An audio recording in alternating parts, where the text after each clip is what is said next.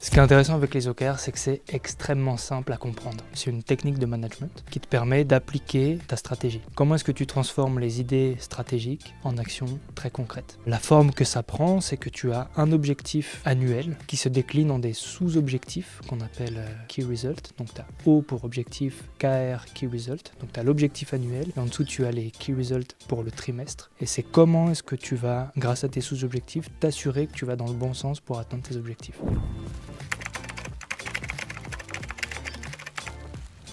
Un exemple super simple, ton objectif c'est d'augmenter les ventes, très bien. Comment tu vas faire le premier trimestre? Je vais avoir 3 key results. Le premier ça va être, je veux contacter 10 CEO par exemple dans ma cible. Sur ces 10 CEO je vais avoir 5 rendez-vous et sur ces 5 rendez-vous je veux signer 2 deals. Tu vois, donc tu as vraiment une déclinaison comme ça et c'est vraiment une retranscription opérationnelle de la stratégie.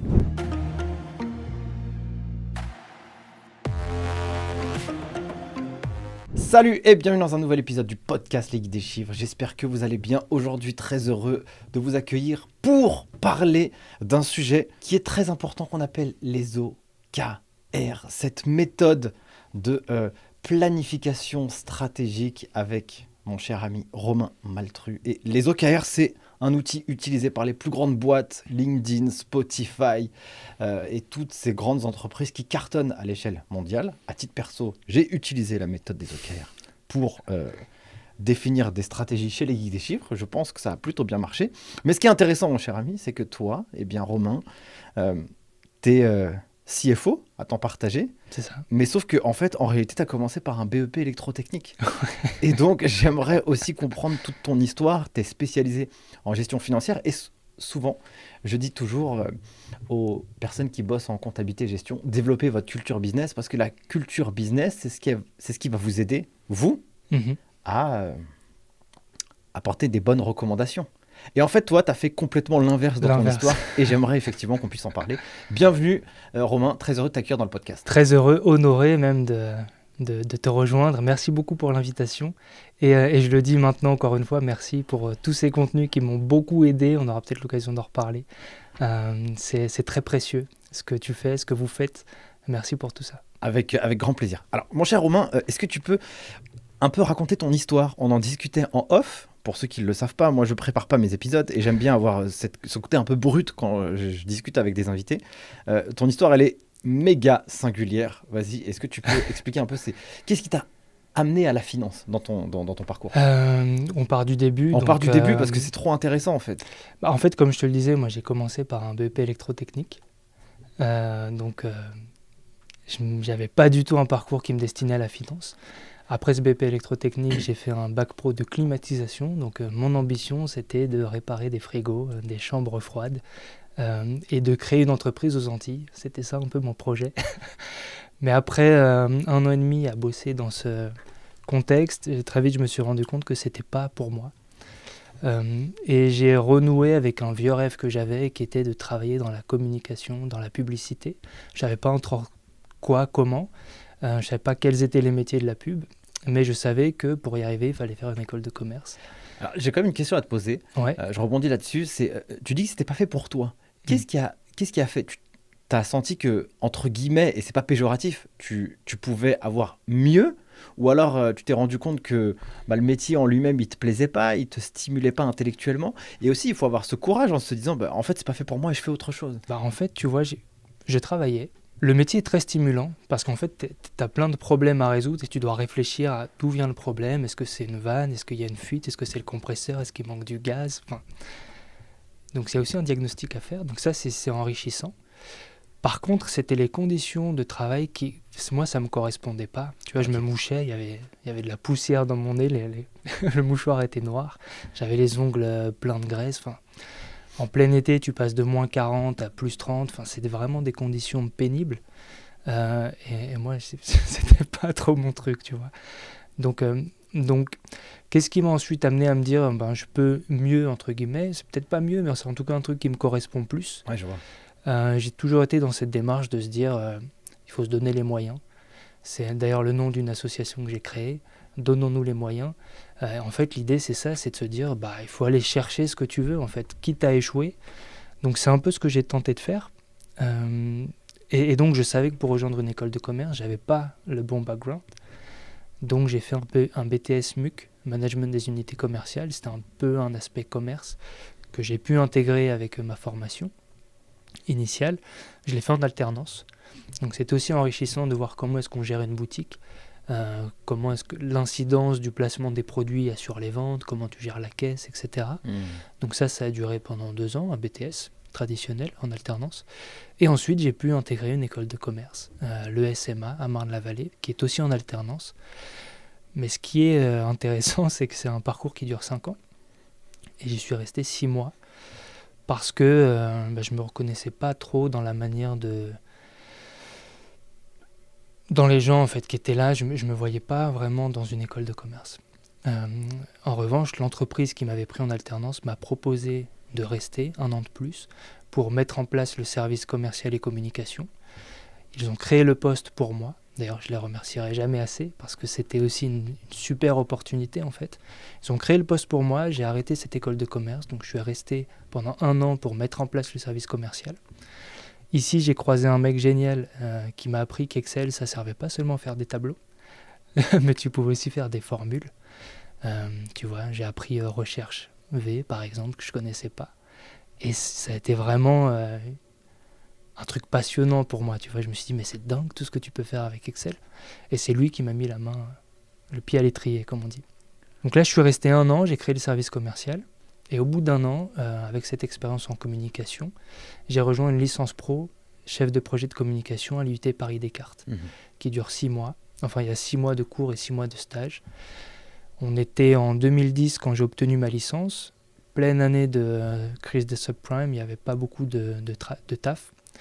Et ce qui est intéressant, c'est que je cherchais du travail, j'en trouvais pas. À la place, je trouvais des clients. Donc je me suis lancé en tant qu'auto-entrepreneur au début. Et au début de l'auto-entrepreneuriat, quand tu passais le plafond de chiffre d'affaires, il fallait créer une société. J'ai créé une SARL, un peu malgré moi. Donc je me suis retrouvé gérant d'une SARL après ça. Une SARL qui était spécialisée dans l'email marketing. Donc en fait, on faisait de la communication par email. On prenait les bases de données de nos clients, on les cleanait, on faisait tout ce travail, on faisait le design des emails qui étaient envoyés. C'était beaucoup d'emails publicitaires. Ça a duré 6 ans. J'avais pas de formation en entrepreneuriat et en fait, je me suis retrouvé coincé dans des dettes avec la TVA, le RSI, la CIPAV, l'URSSAF. Tu sais, à l'époque, tout ça n'était pas regroupé. Et en fait, j'ai fermé cette entreprise et l'un de mes clients de l'époque, qui était aussi un ami, m'a proposé de les rejoindre en me disant, écoute Romain, moi j'ai toujours voulu que tu viennes chez nous, mais comme tu avais ta boîte, j'ai pas osé te le proposer, mais puisque tu la fermes, bah viens, nous on aimerait bien t'avoir. C'est une entreprise qui s'appelle Orchid Création, c'est une agence de communication. Quand je les ai rejoints, c'était toute petite boîte, il y avait 4 salariés, enfin associés salariés.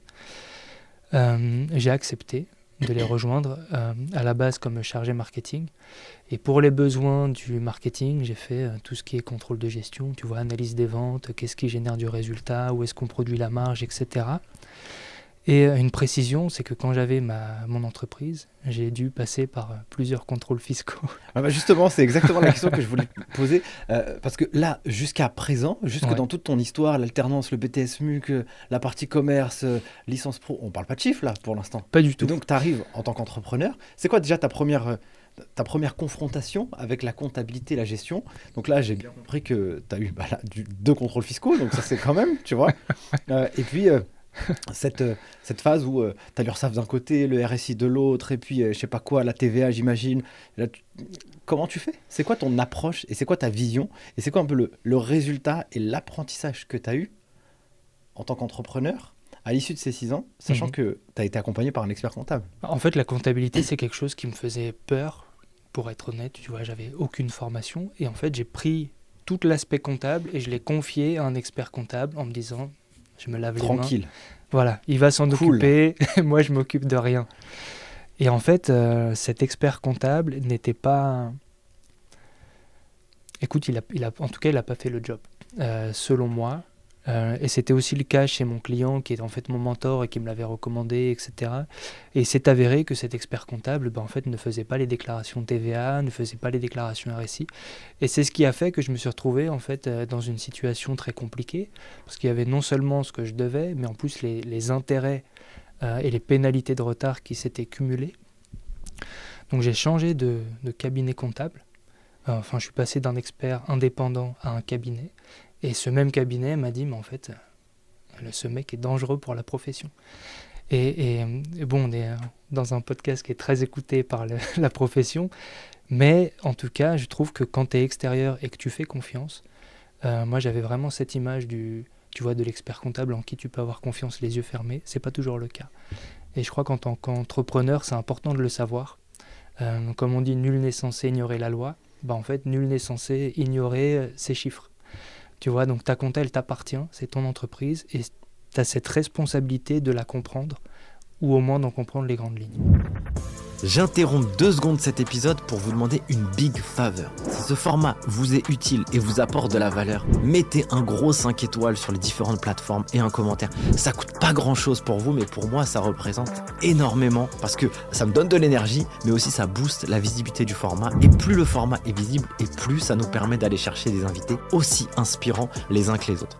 Donc merci pour tout, donnez-nous de la force et moi je vous laisse place à la suite de l'épisode. Ce que j'aime bien, comme je te le disais en off, j'aime bien apporter cette nuance dans le marché. Tu vois, naturellement, on ne dit pas que tous les experts comptables sont mauvais, absolument pas. C'est que juste que toi, dans ton histoire, tu as eu une première histoire dans ton entrepreneuriat qui n'était pas ouf. Tu vois. C'est ça. Mais par contre, c'est pas pour le. Après, ça s'est corrigé pour toi. Bien ça, sûr, c'est positif. bien sûr. Et je recevais sur le podcast ici David Laroche. David Laroche qui est plutôt spécialisé dans le coaching, les neurosciences, etc. Qui a créé une boîte qui est arrivée à 10 millions d'euros de CA. Et justement, lui, quand il s'est lancé dans l'entrepreneuriat, il a fait exactement la même chose que toi. Je délègue et je laisse à quelqu'un d'autre. Et puis on verra ce qui se passe. Et malheureusement, il est tombé aussi sur un mauvais expert. Ah ouais, ok. Et donc du coup, il a eu des problèmes, lui aussi, tu vois. Jusqu'au moment où il a pris conscience que la donnée chiffrée, il devait l'utiliser pour sa stratégie et son développement. Et là, il s'est équipé de personnes qui l'ont bien accompagné. Mais du coup, ton expérience, elle est pas singulière, elle arrive, elle n'est pas non plus générale, tu vois, c'est pas tout le monde où ça se passe comme ça. Mais en tout cas, je comprends l'idée, merci de le partager. Du coup, comment tu fais face, toi, à ce contrôle fiscal ? Comment tu, toi, prends cette information et comment tu la vis ? Comment tu la surmontes aussi ? En fait, quand tu subis un contrôle fiscal, c'est vraiment ça, hein, tu le subis. Tu dois justifier tout. Et moi, il y avait plein de justificatifs que j'avais perdus, que mon comptable m'avait jamais demandé. Et en fait, j'ai appris que ce qu'on appelle le rapprochement bancaire, ça je l'ai appris après, c'est comment tu justifies chacun des flux qui se passent sur ton compte bancaire par une facture client-fournisseur, ou en tout cas un justificatif, à quel point c'est important. Et ça, je l'avais ignoré. Tu vois, pendant des années, moi, je n'envoyais pas mes factures fournisseurs, je ne les demandais même pas, juste je payais. C'était irresponsable de ma part. J'en ai pris conscience trop tardivement. Mais c'est vraiment comme ça que je l'ai vécu. L'importance d'une comptabilité tenue et à jour, et à quel point ça peut te sauver de plein de galères, en fait. Si j'avais eu une comptabilité à jour, j'aurais pu avoir un contrôle fiscal, mais ce serait passé crème, parce qu'en fait, tu as besoin de l'info, elle est là. Tu as juste à la prendre. Donc ça s'est fait vraiment dans les pleurs, en fait. J'ai dû refaire ma comptabilité les 3-4 dernières années, rechercher des documents que j'avais plus, que j'avais perdus, rappeler des fournisseurs, des clients, corriger des factures que j'avais émises aussi, tu vois, parce qu'il y avait aussi des problèmes de mention qui n'allaient pas, enfin. Donc je l'ai vraiment appris comme ça, quoi. Ça a été quoi le résultat du contrôle ? Tu t'es fait rétorquer sur un montant ? Comment ça s'est passé ? Ça s'est passé qu'il y avait un montant de pénalité effectivement à rembourser. C'est tout ce que j'avais pas payé qu'en fait, ils me le demandaient maintenant. Et ça m'a amené à liquider l'entreprise. J'aurais pu continuer, tu vois, en me disant non, je reste coûte que coûte. Mais j'avais cette opportunité de rejoindre l'entreprise de mon client, Orchid Création, du coup, à l'époque, où je me suis dit finalement, est-ce que ça vaut vraiment la peine de me battre, tu vois, alors que c'était quand même une petite entreprise, petite structure. Et j'étais quand même arrivé au bout de 6 ans tu vois, où je survis, j'arrive pas vraiment à creuser l'écart. Donc j'ai préféré liquider cette entreprise et rejoindre Orchid Création parce que l'opportunité m'était donnée. Donc, Orchid Création, tu arrives et tu dois structurer la partie commerce, c'est ça? Marketing, commerce? En fait, oui, j'arrive avec un poste qui n'est pas vraiment défini. Moi, je propose mes services pour faire du marketing, de la com, de l'agence de com, en fait, parce que c'était mon background. Et pour ça, j'analyse un peu les ventes, voilà, comment ça se passe, qu'est-ce qu'on vend en priorité, comment est-ce qu'on construit la marge, qui sont nos clients, qui sont les clients qui achètent plus. Donc, je fais en fait un peu de contrôle de gestion. Tout à l'heure, tu disais que dans mon parcours, il n'y avait pas de chiffres, mais en fait, dans la vente, il y a beaucoup de chiffres, tu vois, à analyser. Et c'est une partie avec laquelle je suis à l'aise. Donc, je fais ça pour Orchid Création. Mais très vite, je remarque des petites choses qui ne vont pas dans la compta.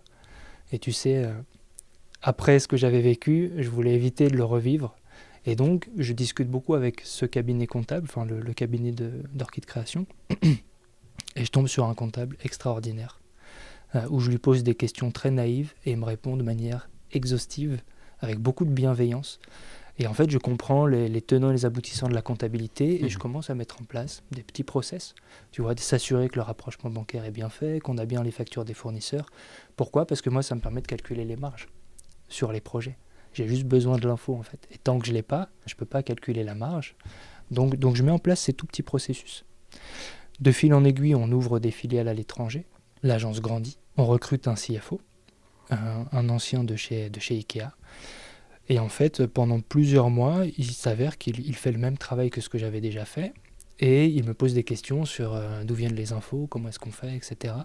Et puis, il n'y a pas eu le fit avec la culture de l'entreprise qui fait qu'en réalité, ils n'ont pas gardé ce CFO.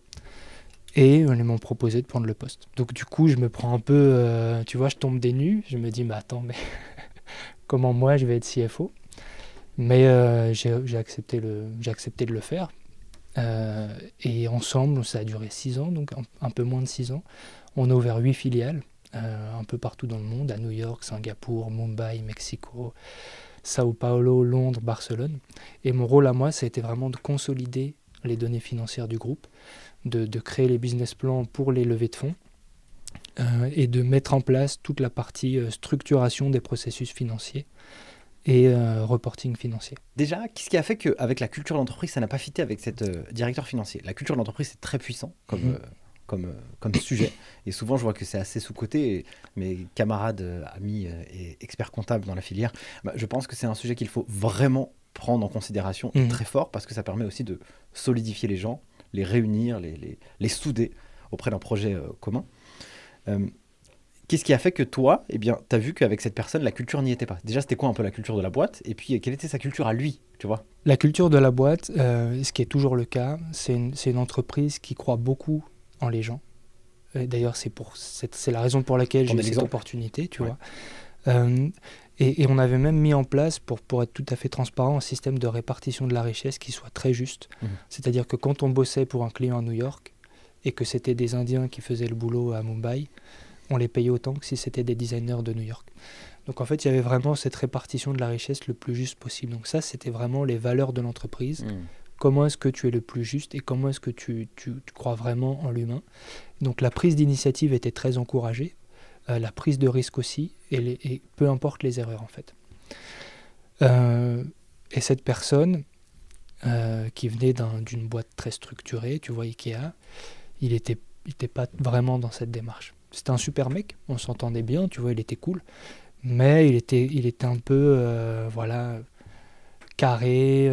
C'est important quand t'es DAF d'être carré, mais peut-être un peu trop. Ouais, je vois. Après, la décision n'était pas mienne, tu vois, donc je sais pas vraiment ce qui n'a pas fité, mais ce que je sais, c'est qu'en tout cas, ils l'ont pas gardé et ils m'ont proposé le poste à moi. Comment fais-tu pour faire des business plans? Comment fais-tu pour harmoniser ces filiales, même d'un point de vue technique?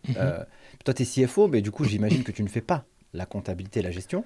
Pas du tout. Je pense que tu le sous-traites à un cabinet d'expertise comptable. Souvent, quand même, pour que les gens puissent comprendre, c'est que le CFO, il chapeaute le service comptable et financier, mais il n'est pas obligé de mettre, entre guillemets, les mains dedans dans chacun des sujets. C'est plus un chef d'orchestre. Ouais. Donc, comment tu as structuré le département finance, en fait, en collaboration avec le cabinet? En fait, on a reproduit ce qui existait en France. Parce que la maison mère est en France. Donc, c'était quoi qu'il y avait en France? Alors voilà, en France, on avait l'entreprise et un cabinet d'expertise comptable qui gère la compta. Et en interne, une office manager qui se charge de tenir la compta à jour en interne. Ça, on l'a reproduit dans toutes les filiales. Donc dans toutes les filiales, il y avait au moins une personne qui gérait la compta et un cabinet d'expertise comptable qui se chargeait de faire le bilan. Par exemple, à New York, etc., à Barcelone. Exactement. Ok. Il y avait toujours une personne en interne qui est responsable de tous les aspects administratifs et comptables et un cabinet externe qui est en charge des déclarations fiscales, de la création des liasses fiscales, etc. Ce qui m'a beaucoup surpris à l'époque, c'est qu'en fait, en France, la compta, on ne blague pas avec la compta. Non, c'est du droit. Voilà, c'est très... À New York, tu peux déclarer des fichiers Excel, en fait. Donc comme on s'est basé sur la compta française pour tout reproduire partout, en fait, on était carré plus que la normale un peu partout. Ok. Donc ça, c'était intéressant. Mais ça allait très vite. Donc les problèmes qu'on a eus, que j'ai rencontrés, c'était sur les intercos. Interco, c'est quoi? C'est en fait la consolidation des états financiers du groupe.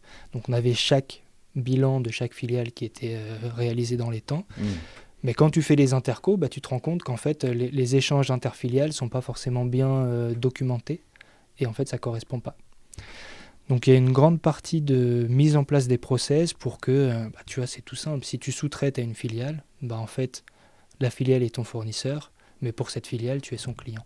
Et tous ces échanges, en prenant en considération les taux de change, etc., devaient être tracés.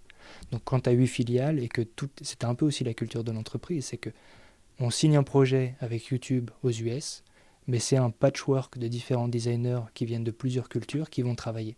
Donc on va mobiliser des ressources à Paris, à Barcelone, à Mumbai, à Singapour pour produire ce projet pour le client new-yorkais. Mais du coup, ça entraîne beaucoup de flux entre les filiales.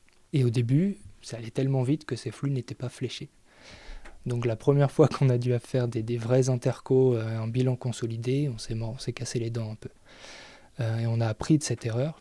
Et donc j'ai mis en place les process qui ont fléché chacun des flux de manière quasi automatisée. Comment te vient cette appétence? Comment tu as réussi à faire le job, voilà, et à le réussir, tu vois? Tu sais, il y a quand même faut pas avoir peur. Et il faut apprendre aussi, tu vois. Il ne faut pas avoir peur aussi de poser les questions bêtes. Tu vois, comme je te disais, j'ai eu la chance de rencontrer un cabinet d'expertise comptable avec un comptable qui était vraiment très pédagogue.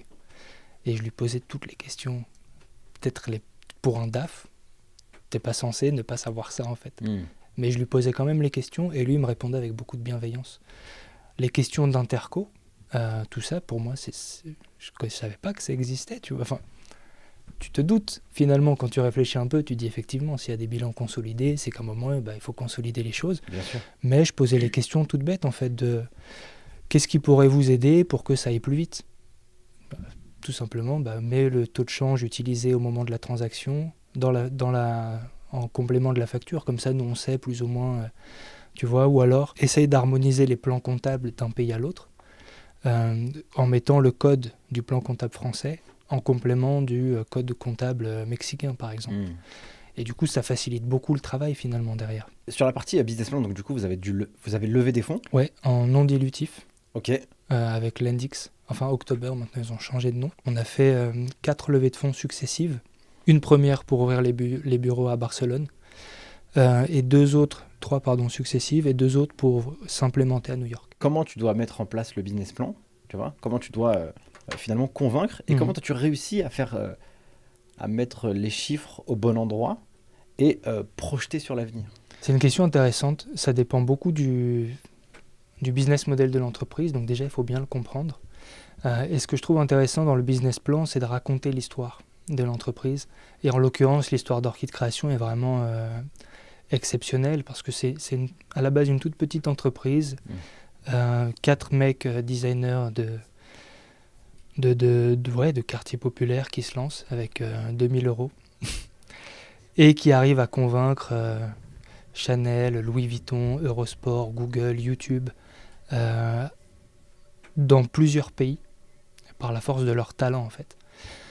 Donc c'est vrai que quand tu as ça à raconter, c'est plus facile. Voilà, c'est beaucoup plus facile, tu vois. Et quand tu montres la croissance du chiffre d'affaires, les opportunités qui se présentent, en fait, ça va tout seul finalement. Alors, il y a cette partie où c'est facile de raconter parce que tu as la partie un peu storytelling, mais comment aussi tu construis concrètement les chiffres? tu vois. Ça, c'est intéressant. C'est vrai que le métier de DAF, ça s'appuie beaucoup sur les données. Comme je te le disais tout à l'heure, s'il manque la facture fournisseur, tu ne peux pas calculer la marge d'un projet. Et en fait, ça me tenait vraiment à cœur dans le bilan consolidé du groupe, qu'il soit toujours à jour et en temps réel, tant d'un point de vue de ce qui s'est passé jusqu'à aujourd'hui, que de la construction de qu'est-ce qui va se passer dans le futur. Donc il y avait tout cet aspect de... Ça aussi, c'était très intéressant, c'est qu'en fait, on avait implémenté le même CRM dans tous les pays. Et on s'était appuyé sur les API pour collecter toutes les données en temps réel et les mettre dans une base de données centralisée avec les taux de change, etc., pour que tout soit actualisé tout le temps. Donc sur tout le passé, on avait ça qui était quasiment 100% automatisé. Et j'avais fait construire à chacun des office managers dans chacun des pays un plan financier en termes de trésor sur les mois à venir. Et donc on avait une vue consolidée de qu'est-ce qui s'est passé et où est-ce qu'on va. Et du coup, quand tu prépares ton business plan et que tu as déjà tout ça, tu as juste à piocher les informations dont tu as besoin. Donc pour raconter l'histoire, ça va être quelle est l'évolution du chiffre d'affaires, comment est-ce qu'on construit notre marge, qui sont nos clients, quelle part chaque client représente dans le chiffre d'affaires global, pour montrer aussi que tu vois, tu dépends pas d'un seul client. Donc ouais, les données, c'est super important. Et en fait, les données, elles viennent d'outils, et ces outils sont utilisés par des gens. Donc en fait, tous les lundis, j'avais une checklist de choses à vérifier. Ça faisait un peu... J'avais peur que ça fasse flicage quand je l'ai mis en place, mais en fait, toutes mes équipes m'ont remercié de le faire. C'est en fait, voilà, tous les lundis, on prend 5-10 minutes. Est-ce que tu as bien fait le rapprochement bancaire de la semaine dernière ? Oui, non. Si c'est pas fait, est-ce que tu peux le faire, s'il te plaît ?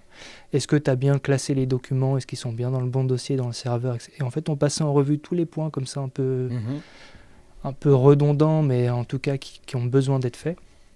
Et ça a vraiment changé la qualité de la donnée, en fait.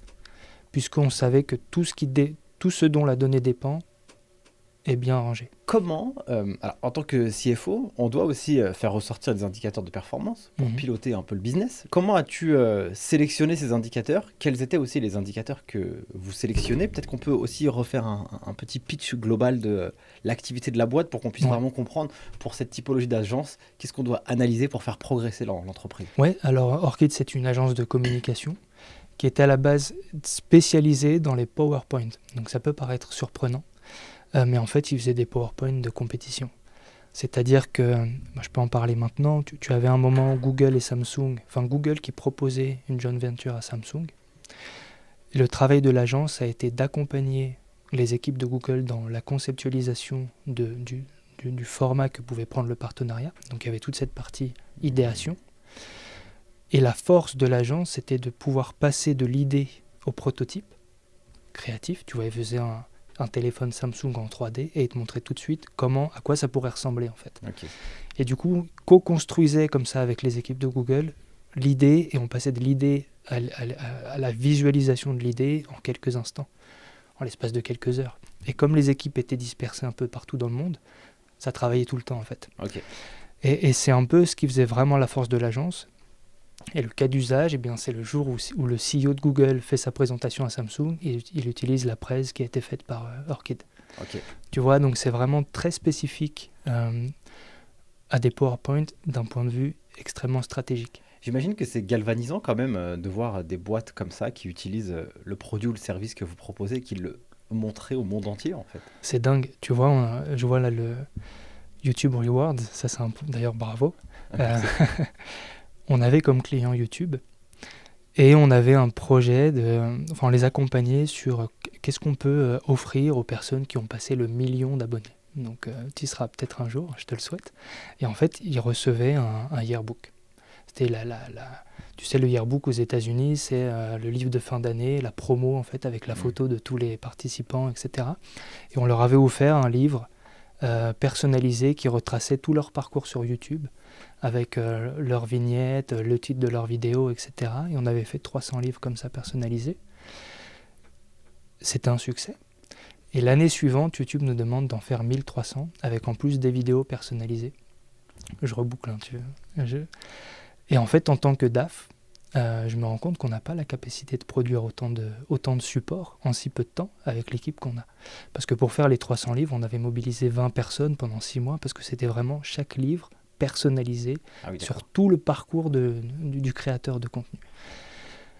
Et je me dis, mais mince, mais qu'est-ce qu'on peut faire en fait? On peut pas livrer ça, tu vois, c'est pas possible. Les données sont super importantes. Et en fait, on crée un système qui automatise la production de tous ces contenus, du livre à la vidéo, en s'appuyant sur du scrapping des pages YouTube des créateurs. On va collecter leurs données, etc. Et c'était en 8 langues, donc il y avait toute la partie traduction aussi, tu vois. Des trucs tout bêtes. YouTube nous donnait les informations de date de création de la chaîne, mais le format date en français et en américain, c'est pas le même. En français, tu as jour, mois, année. Aux US, ils sont sur mois, jour, année.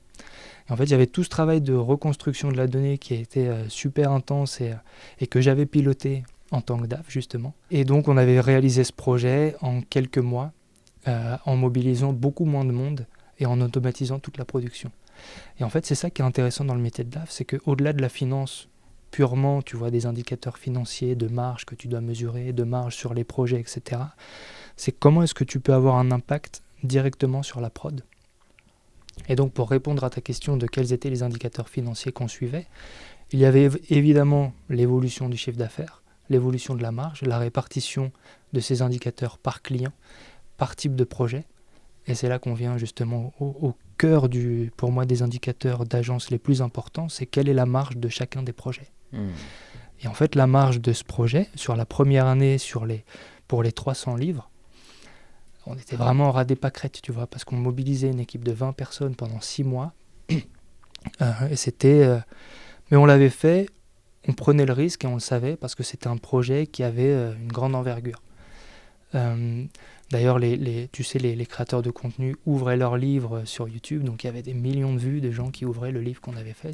C'était vraiment galvanisant, comme tu dis. Mais voilà, c'est pour produire 2 fois plus, même plus que 3 fois plus de contenu, de livres, plus des vidéos personnalisées. Comment est-ce qu'on fait pour qu'on reste rentable, en fait? Et donc, il y avait toute cette réflexion de comment est-ce qu'on s'assure de la rentabilité de chacun des projets. Et je pense que quand tu gères une agence, le plus important, c'est de t'assurer que chacun des projets est rentable. Et s'ils ne le sont pas, comment tu fais pour les rendre rentables? Est-ce que tu dois arrêter l'activité ou est-ce que tu dois l'optimiser? Comment se termine ton expérience chez Orchid? Parce qu'aujourd'hui, c'est pas ce que tu fais. Ouais.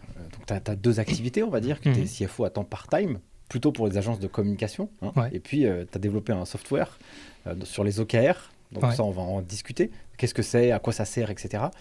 Comment se termine un peu cette expérience? Et aussi, tu me racontais une histoire avec le CFO de Publicis, qui est une boîte mondiale, en fait, en réalité, qui a aussi apporté quelque chose sur la valeur de ton travail. Oui, en fait, quand je prends ce poste de CFO chez Orchid, j'ai vraiment ce syndrome de l'imposteur. Tu vois, je me dis, mais j'ai pas la formation. Quand je discute avec des banquiers qui me parlent de notre gearing, de notre EBITDA, etc., je patauge, je comprends rien à ce qu'on me raconte. Je tombe sur la chaîne de Geek des chiffres et j'apprends beaucoup grâce à vous.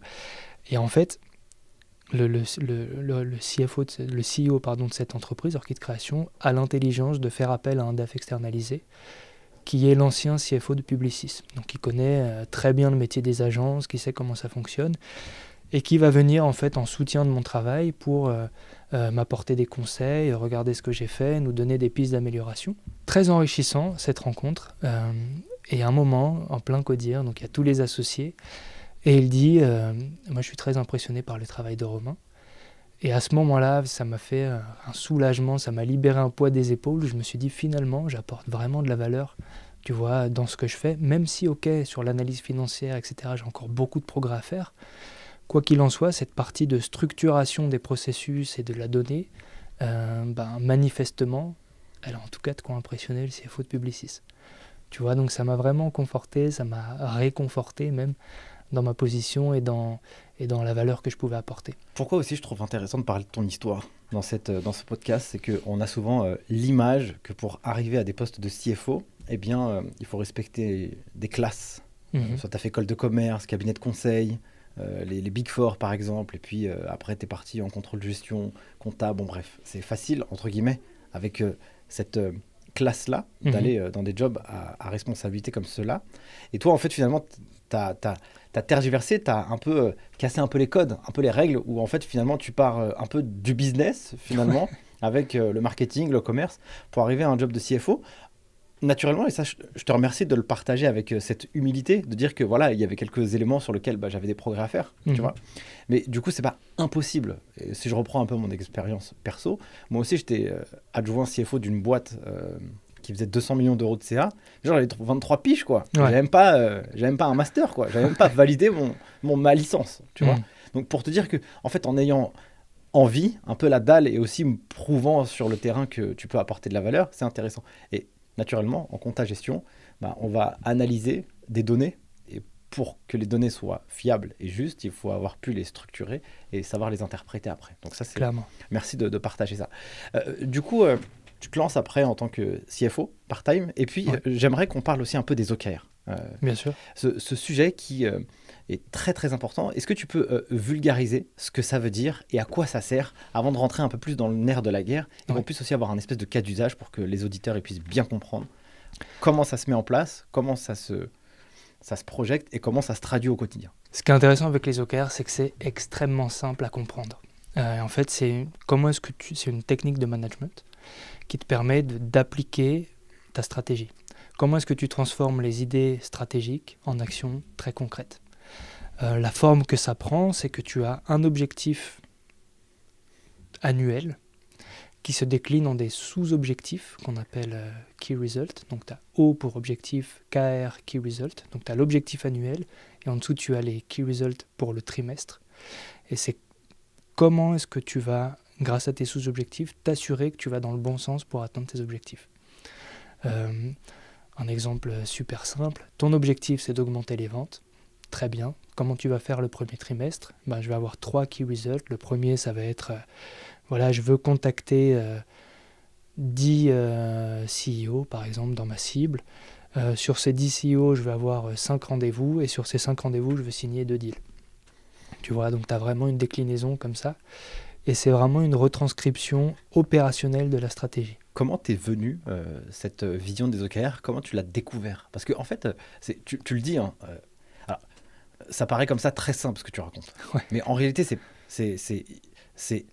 Enfin, moi, je sais que les OKR, on les a mis en place chez les Guides des Chiffres depuis 1 an. Franchement, c'est game changer, quoi. Ouais, ça change tout, en fait. Ça change tout, je suis d'accord avec toi. C'est pas genre, t'as une to-do list, vas-y, t'as des objectifs avec un budget, tiens, je vais faire ça, plus X% de croissance. Non, c'est très concret, tu vois. Comme tu l'as dit à juste titre, augmenter les ventes. Oui, mais de combien ? Ok, il me faut telle personne, aller chercher X personnes, tant de rendez-vous et tant de deals, quoi. Ouais, tu vois. Exact. Comment t'as découvert cette méthode de management ? Quand je suis sorti de chez Orchid Création, j'ai fait un tour d'Amérique du Sud avec mon épouse, pendant 7 mois où vraiment j'avais une remise en question de ma vie. Et à mon retour à Paris, j'ai passé un MBA en cours du soir. Et dans le cadre de cet MBA, j'avais à rédiger un mémoire et moi je l'ai fait sur l'alignement stratégique dans les entreprises françaises. À cette étude, il y a eu plus de 330 entreprises qui ont accepté de répondre, donc vraiment une étude empirique. Et je posais des questions sur quelle était la compréhension des employés de leur stratégie, quel était leur sentiment d'avancer dans le bon sens. Par exemple, il y a plus de 60% des salariés des entreprises qui ne comprennent pas la stratégie, qui ne la connaissent même pas. Il y a 13% des gens qui ne participent même pas à la prise de décision dans leur entreprise. Donc ça, c'est pour la partie empirique. On détecte qu'il y a un problème. Et pour la partie, on appelle ça revue littéraire, où en fait tu regardes un peu la revue, les revues scientifiques, de quoi est-ce qu'on parle comme méthodologie, etc. Je découvre la méthode des OKR. Et ça me paraît d'une simplicité déconcertante pour résoudre ces types de problèmes. La clé des OKR, c'est en fait la transparence et c'est la rencontre entre les décisions top-down, donc qui viennent de la direction vers les employés, et bottom-up, donc c'est-à-dire ça vient des employés vers la direction. Et ce qu'on recommande avec les OKR, c'est que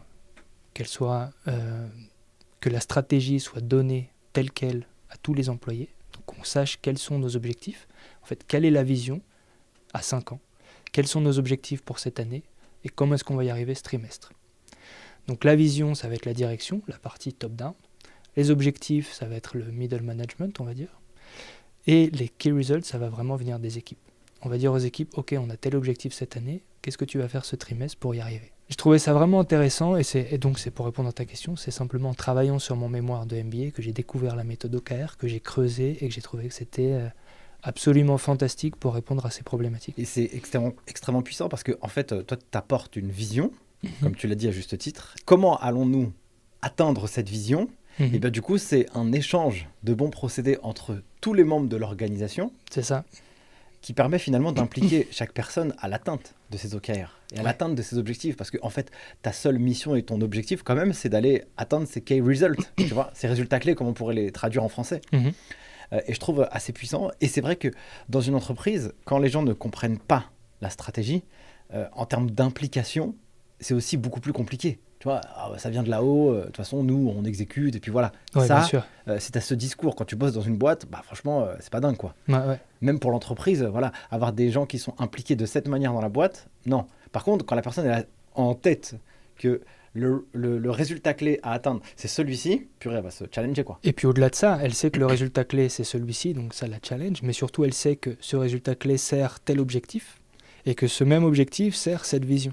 Et si elle se reconnaît dans la vision, en réalité, ça répond aux problématiques de, tu sais, on parlait beaucoup de la quête de sens au travail. Bah, elle est là en fait la clé. C'est que tu as ta culture d'entreprise, tu as ta vision. Si tu fais bien ton boulot, tu recrutes les personnes qui ont le fit avec la culture et la vision et qui veulent aller dans cette même direction. Et si tu leur donnes toute la stratégie, que tu la déclines et qu'ils comprennent quel est l'impact de leur travail quotidien sur la stratégie, bah, c'est super powerful en fait. Ça permet vraiment aux gens de s'impliquer. Donc tu développes un outil qui permet de travailler sur les OKR, de les mettre en place dans l'entreprise. Concrètement, comment ça marche, tu vois ? Parce que moi j'aime beaucoup les OKR et je sais à quel point c'est puissant. Et on fait ça sur Notion, nous, tu vois ? Ouais, bien sûr. Du coup, comment on le fait avec ton soft et qui sont aujourd'hui vos clients ? Où est-ce que vous avez implémenté ça ? Et qu'on puisse aussi avoir un cas d'usage pour comprendre comment ça se passe. Alors déjà, tu as raison de le préciser, les OKR, c'est tellement simple que tu peux le faire avec Excel, avec Notion. Il n'y a aucun problème là-dessus. C'est peut-être même mieux, quand tu es une petite équipe, de le faire avec des outils très agiles que tu as déjà l'habitude d'utiliser. Donc, nous, on s'adresse plutôt à des entreprises industrielles. On s'adresse même à des entreprises dans l'industrie automobile. Mon associé, Nicolas, qui s'appelle aussi Nicolas d'ailleurs, il est ingénieur qualité dans l'industrie automobile. Son travail à lui depuis une vingtaine d'années, c'est de s'assurer que quand BMW travaille avec Nvidia, les processus de chacun matchent. Et que du coup, en termes de safety, en termes de qualité des produits, on coche bien toutes les normes. C'est super important en fait, parce que s'il y a un accident, qui est responsable ? Là, tu reçois après le papier du constructeur Ouais, automobile. voilà, tu vois. Il y a 1000 ou 100 000 voitures à rapatrier parce que ce truc-là n'a pas fonctionné. C'est ça, ou n'est pas exactement. bon. Et donc, chacun doit couvrir ses arrières et justifier. Nous, on a respecté les normes en fait. Et voilà, on peut le prouver. Dans l'industrie automobile, c'est vraiment quelque chose qui est très présent et qui peut... Enfin, on l'a vu avec le Dieselgate, par exemple, avec Volkswagen. Ça peut vraiment avoir un impact extrêmement considérable sur la santé financière des entreprises et même sur leur survie. Donc en fait, l'aspect safety est prégnant dans l'industrie automobile. Et ce que me racontait Nicolas, c'est qu'en fait, les ingénieurs font ça avec des fichiers Excel ou alors sur Jira, qui est un outil aussi de ticketing en fait, où tu peux gérer des tâches. Mais il n'y a pas cette vue d'ensemble, il n'y a pas un outil qui permet de tout condenser.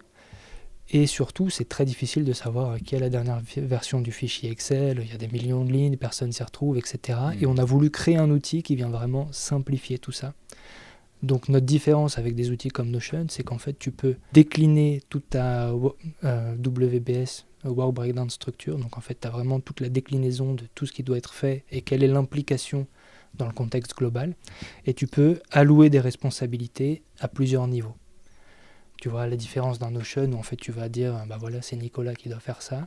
Ouais. Là tu vas dire ok c'est l'équipe marketing qui doit faire ça ou alors c'est l'équipe produit qui doit faire ceci et tu vas pouvoir constituer les équipes en mouvement. Donc il y a vraiment deux aspects dans notre outil. Il y a l'aspect gestion des équipes. Donc en fait tu fais comme on appelle ça un digital twin, un jumeau virtuel de l'entreprise, de ses process, de ses équipes, etc. Et tu viens attacher ces équipes via des responsabilités à des objectifs.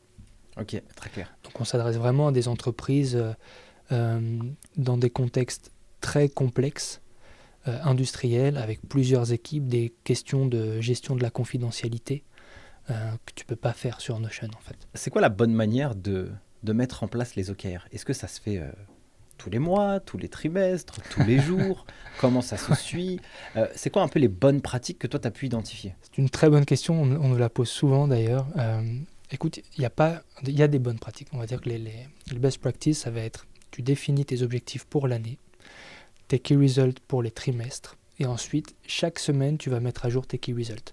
Mais attention, tu ne vas pas créer une réunion en plus de toutes celles que tu as déjà. Si possible, tu vas t'adosser à une réunion qui existe déjà.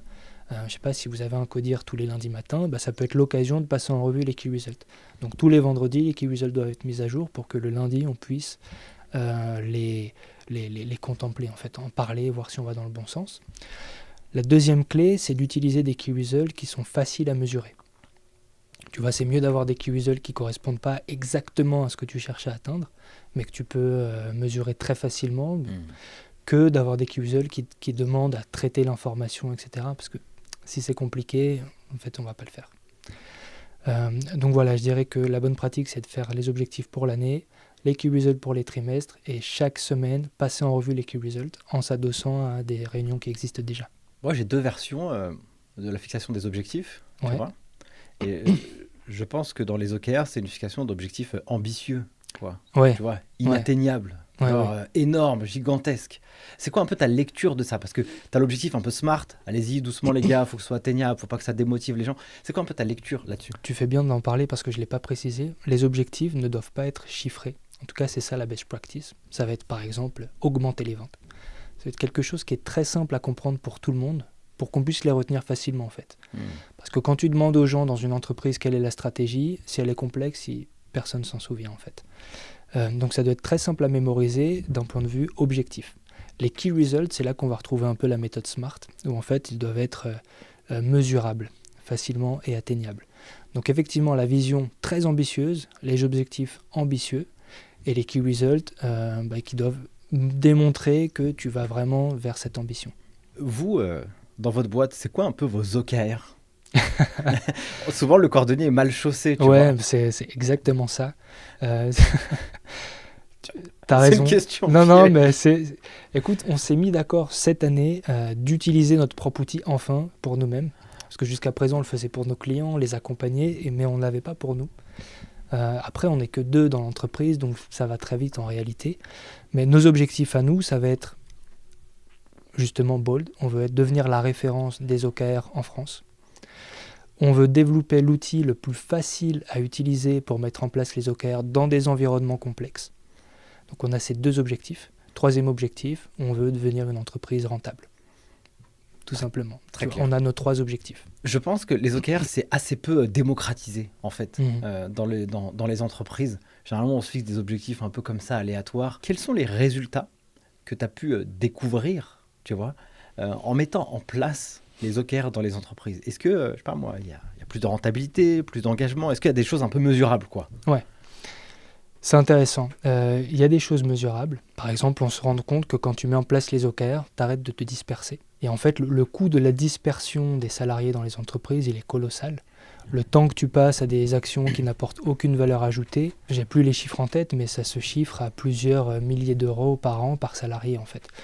Où tu passes du temps sur des choses qui n'apportent rien de concret. Donc ça, tu peux l'identifier facilement.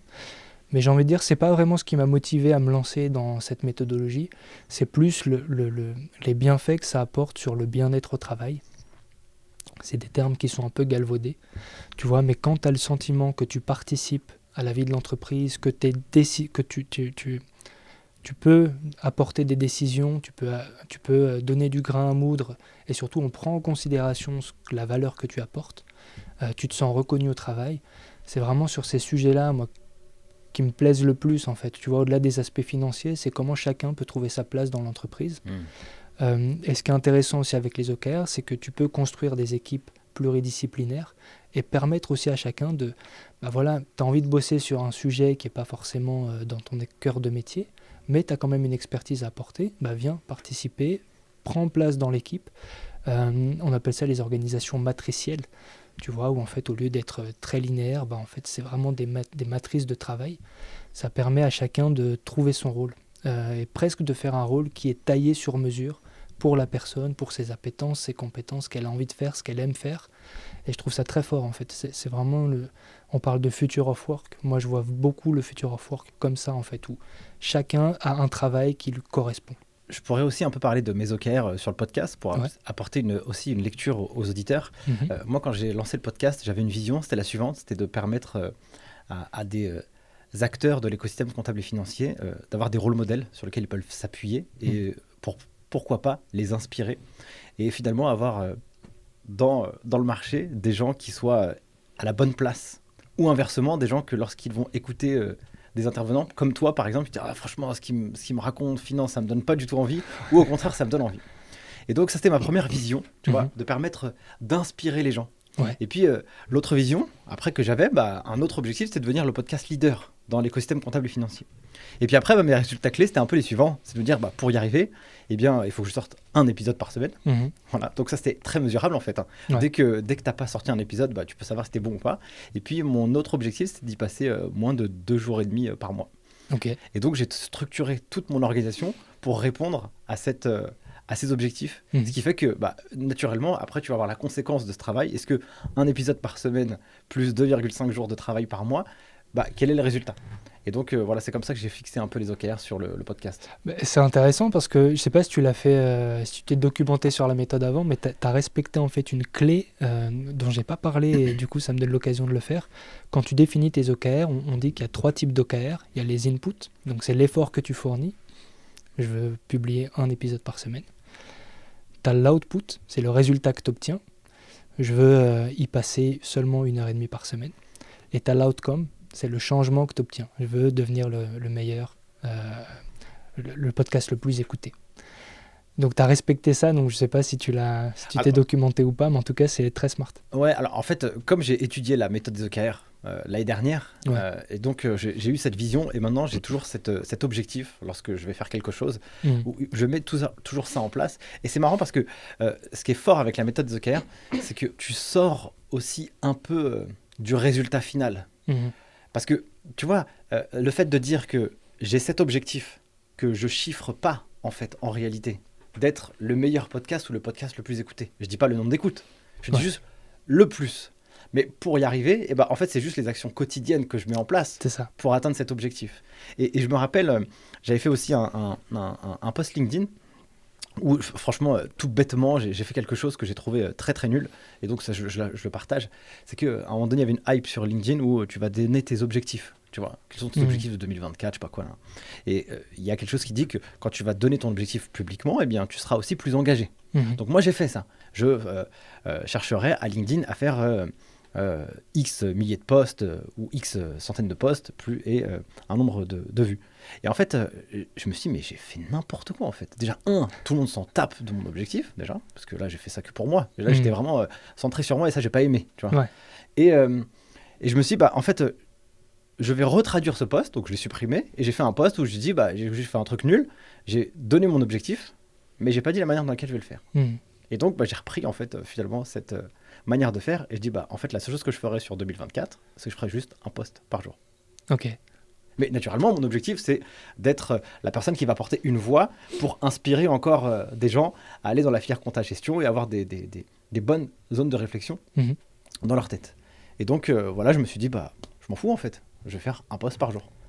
Et donc, c'est ce que j'ai fait. Et du coup, ça donne ce que ça donne aujourd'hui sur LinkedIn. Mais j'ai trouvé que c'était plus intéressant. Donc, le résultat n'est la conséquence que de ce que tu vas faire tous les jours. Exactement. Ouais, c'est ce qu'on voit beaucoup avec les OKR, en fait. C'est la régularité dans le process. Quand tu appliques ce que tu as dit que tu ferais, tu arrives au résultat, en fait. Ouais, ça c'est extrêmement incroyable. Et donc, j'invite vraiment tous les auditeurs ou tous ceux qui regardent cette vidéo là sur YouTube, franchement, de mettre en place ça. C'est très facile. En tout cas, je trouve que le framework, il est carré là. Là, pour moi, c'est assez clair. Romain, on arrive déjà à la fin de cet épisode. C'est passé super vite. Ouais, écoute, j'aimerais... donc ça, c'est une question que je pose traditionnellement à tous mes invités à la fin. Est-ce que la vie t'a appris quelque chose que tu pourrais partager à tous les auditeurs du podcast Les Guides des Chiffres ?